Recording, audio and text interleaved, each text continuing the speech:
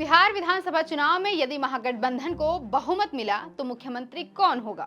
कौन होगा जिसे महागठबंधन सीएम फेस चुनेगा? क्या तेजस्वी यादव ही महागठबंधन की ओर से सीएम फेस के लिए सर्वमान्य नेता हैं, या फिर क्या कांग्रेस जिसकी जितनी भागीदारी उसकी उतनी हिस्सेदारी के तर्ज पर चुनाव बाद सीएम पद मांग सकती है? क्या कन्हैया कुमार को अगले कुछ महीनों में बिहार के अगले मुख्यमंत्री के रूप में प्रोजेक्ट किया जा सकता है? क्या वजह है कि तेजस्वी यादव को मुख्यमंत्री चेहरा घोषित करने पर संशय की स्थिति बनी हुई है? आखिर क्यों मुख्यमंत्री के चेहरे पर कांग्रेस और आरजेडी के नेता एक स्वर में बात नहीं करते? 2020 के विधानसभा चुनाव में 70 सीटों पर चुनाव लड़कर महज 19 में जीत हासिल कर पाने वाली कांग्रेस पार्टी में इतना आत्मविश्वास कहां से आया कि वो सीएम फेस के मसले पर चुनाव बाद चर्चा की बात कहती है? सवाल ये भी है कि मुख्यमंत्री के चेहरे पर कांग्रेस पार्टी के विधायकों में ही मतभेद क्यों है? आरजेडी का दावा, कांग्रेस का आक्रामक प्रचार अभियान और शीर्ष नेताओं की बयानबाजी, इन सब ने मिलकर बिहार में महागठबंधन की ओर से सीएम फेस पर बहुत बड़ा संशय पैदा कर दिया है। कहीं मुख्यमंत्री के चेहरे पर गहराता मतभेद महागठबंधन में दरार तो पैदा नहीं कर देगा? आज इस वीडियो में हम इन्हीं सवालों का जवाब तलाशने का प्रयास करेंगे। साथ ही पोस्टमार्टम करेंगे कांग्रेस और आरजेडी के शीर्ष नेताओं के बयानों का। यह भी समझना चाहेंगे कि आखिर कांग्रेस बिहार में क्या हासिल करने की कोशिश में लगी है। गुरुवार को कांग्रेस नेता सचिन पायलट पटना में कन्हैया कुमार के नौकरी दो पलायन रोको यात्रा में शामिल हुए थे। उनसे महागठबंधन की ओर से सीएम फेस पर सवाल किया गया तो उन्होंने दो टूक कहा कि चुनाव होने दीजिए, महागठबंधन ने बहुमत हासिल किया तो घटक दल मिल बैठकर तय कर लेंगे कि मुख्यमंत्री कौन होगा। जाहिर है कि जैसा आरजेडी दावा करती है कि महागठबंधन की अगुवाई एकमात्र तेजस्वी यादव कर रहे हैं, कांग्रेस इससे इत्तेफाक नहीं रखती। ऐसा ही कुछ 2 दिन पहले बिहार कांग्रेस प्रभारी कृष्णा अल्लावरू ने कहा था। कृष्णा अल्लावरू ने कहा कि महागठबंधन के घटक दलों में अभी सीएम पद पर बात नहीं हुई है, अभी तो चुनाव पर फोकस है। हमारी पार्टी बिहार के बुनियादी मुद्दों की बात कर रही है, मुख्यमंत्री पद पर चुनाव के बाद ही फैसला होगा। हालांकि बिहार कांग्रेस के 2 विधायकों के बयान अपने नेताओं से बिल्कुल जुदा हैं। दरअसल विधायक मुन्ना तिवारी ने कहा कि राहुल गांधी पहले ही तेजस्वी यादव को सीएम का चेहरा घोषित कर चुके हैं, इसमें किंतु परंतु का सवाल ही नहीं है। महागठबंधन तेजस्वी यादव के नेतृत्व में ही विधानसभा का चुनाव लड़ेगा, ऐसा ही कुछ परोक्ष रूप से तारिक अनवर ने कहा है। तारिक अनवर ने सीएम फेस के सवाल पर कहा कि देखिए, साफ है, जिस पार्टी के पास ज्यादा सीटें होंगी उसी का मुख्यमंत्री होगा। आरजेडी स्वाभाविक रूप से ज्यादा सीटों पर चुनाव लड़ेगी। यदि कांग्रेस पार्टी ने ज्यादा सीटें हासिल की तो मुख्यमंत्री उनका होगा। बड़ा सवाल है कि 2015 के विधानसभा चुनाव में 41 सीटों पर लड़कर 27 और 2020 में 70 सीटों पर लड़ते हुए महज 19 सीटें हासिल करने वाली कांग्रेस पार्टी में ये आत्मविश्वास कहां से आया कि वो महागठबंधन में शामिल बड़े क्षेत्रीय दल के प्रमुख व्यक्ति को इसका नेता मानने से इनकार कर दे। सियासी जानकारों का कहना है कि कांग्रेस पार्टी अब क्षेत्रीय दलों की परछाई से बाहर आना चाहती है। वो राज्यों में अपना स्वतंत्र अस्तित्व कायम रखना चाहती है। बतौर सियासी दल उसकी स्वाभाविक इच्छा है कि सरकार का नेतृत्व भी उनके हाथ में रहे।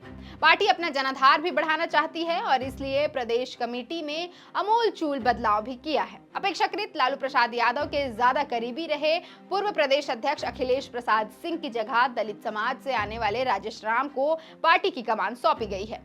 युवा कृष्णा अल्लावरू को प्रभारी नियुक्त किया गया है। राज्य में बेरोजगारी और पलायन जैसी समस्याओं को गंभीर मुद्दा बनाने के उद्देश्य से कन्हैया कुमार की अगुवाई में नौकरी दो पलायन रोको यात्रा निकाली जा रही है।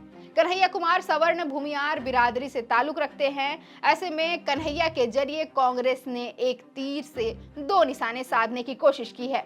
मुस्लिम समुदाय के शकील अहमद खान को विधानसभा में विधायक दल का नेता बनाया है। ऐसे में कांग्रेस पार्टी ने यहां दलित, सवर्ण, युवा और मुस्लिम सभी समुदायों को साधने का प्रयास किया है। इस बार सीट शेयरिंग पर भी कांग्रेस आर पार के मूड में लगती है। पिछली बार 70 सीटों पर चुनाव लड़कर महज 19 सीटें हासिल करने वाली कांग्रेस पार्टी इस बार विधानसभा चुनाव में इससे एक भी कम सीट पर मानने को तैयार नहीं है। पूर्व प्रदेश अध्यक्ष अखिलेश प्रसाद सिंह कह चुके हैं कि हमें 70 सीट से कम कुछ भी मंजूर नहीं होगा। केवल इतना ही नहीं, 2020 में महज 19 सीटों पर जीत हासिल करने वाली कांग्रेस पार्टी का मानना है कि उसे उसके जनाधार वाली मन मुताबिक सीटें नहीं मिली, इसलिए रिजल्ट खराब आया था। कांग्रेस चाहती है कि उसे न केवल 70 सीटें मिले बल्कि ये उनकी मनपसंद भी होनी चाहिए। वहीं सियासी जानकारों का अनुमान है कि आरजेडी कांग्रेस को 70 सीटें देने पर सहमत नहीं है, बल्कि इसके जगह सीट शेयरिंग में वाम दलों की भागीदारी बढ़ाने पर विचार कर सकती है, क्योंकि 16 सीट हासिल करके उनका स्ट्राइक रेट कांग्रेस से बेहतर था। सियासी जानकारों को ऐसा लगता है कि सीट शेयरिंग की बैठक में ज्यादा से ज्यादा हासिल करने की जुगत में लगी कांग्रेस पार्टी मुख्यमंत्री फेस पर बयानबाजी करके आरजेडी पर दबाव बनाना चाहती है। केवल इतना ही नहीं है, पिछले 3 महीने में 3 बार बिहार का दौरा कर चुके राहुल गांधी ने भी इसके संकेत दिए हैं कि कांग्रेस अब महागठबंधन में छोटा भाई बने रहना नहीं चाहती।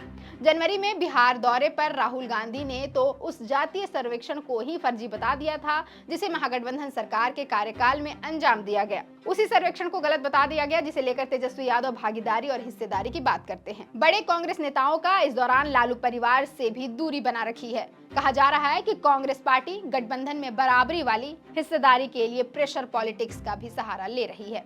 सीएम फेस पर तेजस्वी यादव के नाम पर सहमत न होना इसी का हिस्सा है। जहां एक प्रभारी कृष्णा अल्लावरू, वरीय नेता सचिन पायलट और विधायक अजित शर्मा कह चुके हैं कि महागठबंधन में सीएम चेहरा फिलहाल तय नहीं है, तो वहीं आरजेडी प्रवक्ता एजाज अहमद ने दावा किया है कि बिहार में गठबंधन के घटक दलों के बीच सीएम फेस पर सहमति बन चुकी है। तेजस्वी यादव के नेतृत्व में ही गठबंधन चुनाव लड़ेगा। आरजेडी सुप्रीमो लालू प्रसाद यादव ने तो एक कदम आगे बढ़कर ये तक कह दिया कि विधानसभा चुनाव में उनके बेटे तेजस्वी यादव को बिहार का सीएम बनने से कोई ताकत नहीं रोक सकती है। सियासी जानकारों का कहना है कि लालू का ये बयान विपक्षी पार्टियों से ज्यादा कांग्रेस के लिए चेतावनी भरा लगता है। आरजेडी नेताओं की छोड़िए, खुद तेजस्वी यादव खुद को बिहार के अगले सीएम के रूप में प्रोजेक्ट कर चुके हैं। दरअसल 8 अप्रैल को पटना के श्री कृष्ण मेमोरियल हॉल में आरजेडी की ओर से मुसहर भुइयां सम्मेलन का आयोजन किया गया था। यहां तेजस्वी यादव ने कहा कि जब आपका अपना बेटा बिहार का मुख्यमंत्री बनेगा तो मुसहर समाज की भलाई के लिए काम करेगा। गुरुवार को जब सचिन पायलट ने कहा कि सीएम फेस पर फैसला चुनाव बाद होगा, तो आरजेडी प्रवक्ता मृत्युंजय तिवारी ने तुरंत पलटवार किया। उन्होंने कहा कि महागठबंधन की ओर से सीएम चेहरा तेजस्वी यादव हैं और इसमें कोई भ्रम नहीं होना चाहिए। इधर सीएम फेस पर कांग्रेस और आरजेडी के बीच छिड़े रार पर बीजेपी ने चुटकी ली है। बीजेपी प्रवक्ता नीरज कुमार ने कहा कि महागठबंधन का हश्र अभी से दिखने लगा है। तेजस्वी यादव को मुख्यमंत्री मानने के लिए कोई भी तैयार नहीं है और तेजस्वी हैं कि इससे कम पर नहीं मान रहे हैं। दूसरी ओर जेडीयू प्रवक्ता अभिषेक झा ने कहा कि महागठबंधन के भीतर सीएम फेस पर नूराकशी चल रही है। आरजेडी के नेता इस बात से बेचैन हैं कि उनके तेजस्वी यादव को सर्वमान्य नेता नहीं समझा जा रहा है, तो वहीं कांग्रेस का बिहार में कोई राजनीतिक आधार नहीं बचा है। गौरतलब है कि ऐसा पहली बार नहीं है जब कांग्रेस पार्टी ने किसी राज्य में सीएम पद पर दावेदारी की हो। झारखंड विधानसभा चुनाव से पहले तत्कालीन प्रदेश प्रभारी गुलाम अहमद मीर ने कहा था कि यदि हम 25 सीटें जीतने में कामयाब रहें तो 2.5 साल के मुख्यमंत्री का फॉर्मूला आ सकता है। उनके इस बयान पर झारखंड मुक्ति मोर्चा की ओर से तीखी प्रतिक्रिया सामने आई थी। पार्टी के महासचिव सुप्रियो भट्टाचार्य ने तुरंत कांग्रेस को 2009 याद दिलाया और कह दिया कि हमारे कार्यकर्ता चाहते हैं कि हम सभी 81 सीटों पर चुनाव लड़ें।